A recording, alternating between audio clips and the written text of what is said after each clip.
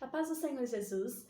Hoje quero chamar a atenção aqui para alguns versículos e para um tema muito importante que está descrito na primeira carta à igreja de Corinto, da qual Paulo orientava esta igreja, e juntamente com ele também Apolo. Mas ali havia uma distinção, ou até, melhor dizendo, uma dissensão na igreja, porque alguns falavam, olha, eu gosto mais de Paulo, eu gosto mais de Apolo. E então Paulo, sabendo desta situação que estava ocorrendo na igreja de Corinto, ele vai então escrever uma carta para ele falar aquilo que ele realmente estava fazendo na igreja. A ideia dele não era de que ele ganhasse mais seguidores ou menos seguidores, mas ele estava ali para pregar a Jesus, pregar o Messias.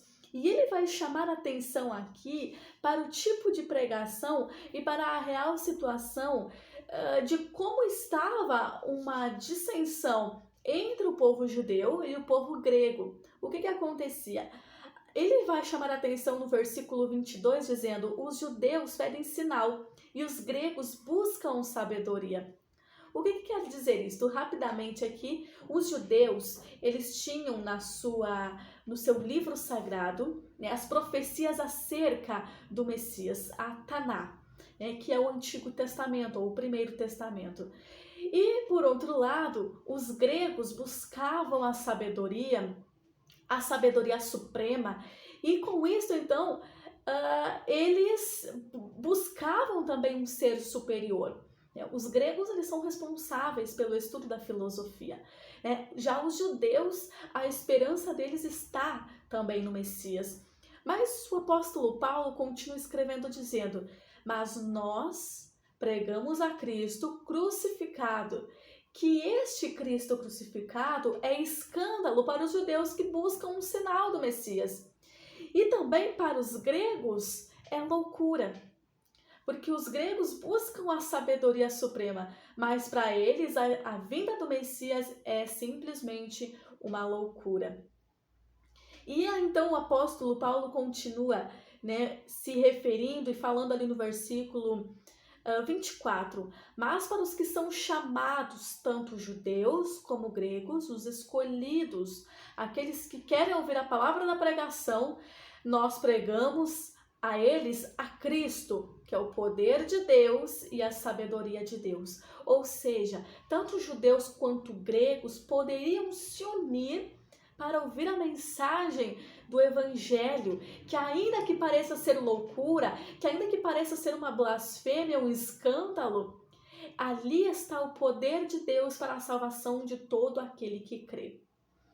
E aí então, o apóstolo Paulo continua dizendo o seguinte, que a loucura de Deus, ela é mais sábia do que os homens, e a fraqueza de Deus é mais forte do que os homens. Esta fraqueza que o apóstolo Paulo está falando em um sentido figurativo. Por quê? Porque para os judeus era impossível que o Messias fosse Jesus, pelo fato de que Jesus era um ser sem expressão. A ideia que os judeus tinham era que quando o Messias viesse, ele viria e restauraria o reinado de Davi. Tomaria das mãos o domínio romano, o poder que havia ali de Israel, e ele atuaria.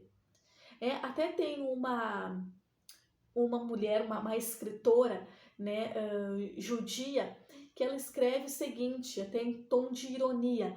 Ela diz: olha, o Messias ainda não veio, porque a promessa é que quando o Messias viesse, ele restauraria a paz. E quando eu olho pela minha janela, eu não vejo isso.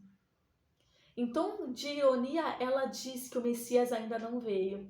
Imagina também para a época, onde o domínio romano estava sobre Israel, massacrando Israel.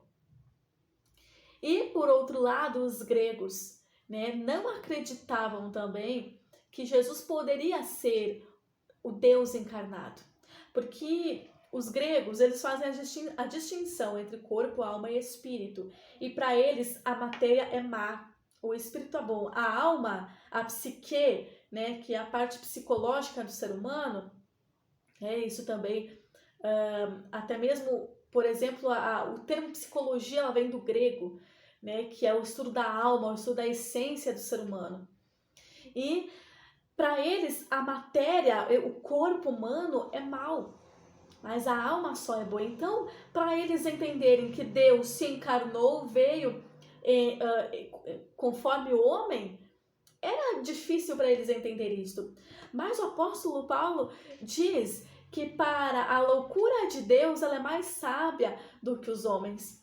Os homens eles vão buscar alternativas, eles vão estudar, vão pesquisar e ainda assim eles ainda não vão ser sábios como Deus.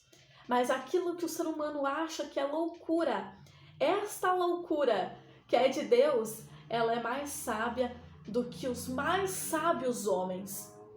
E a fraqueza de Deus, e maior fraqueza que Deus está aqui se referindo, é se tornar homem. O apóstolo Paulo ele está dizendo assim, isto que vocês chamam de que Deus é um ser fraco, por ele ser homem, esta fraqueza de Deus é mais forte do que os homens.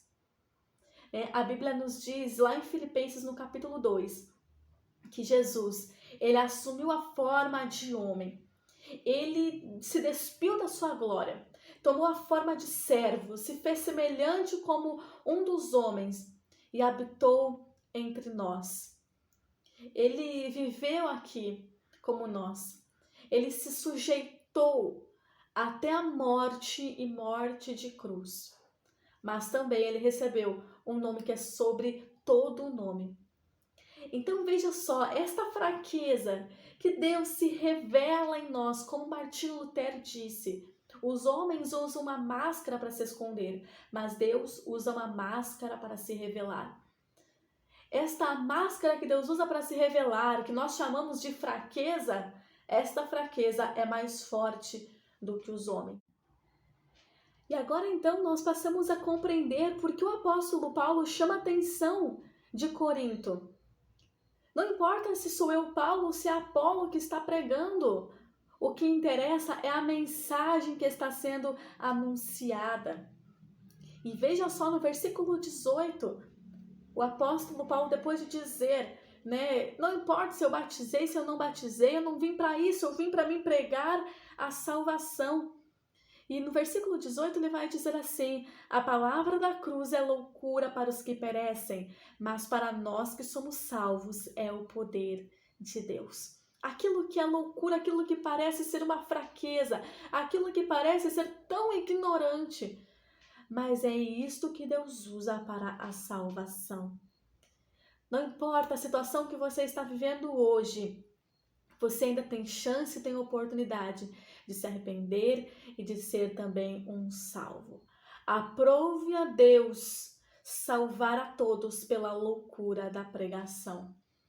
E esta loucura da pregação é que Jesus morreu para que nós pudéssemos ter vida. Parece ser um paradoxo, parece ser uma loucura, parece não corresponder às nossas expectativas.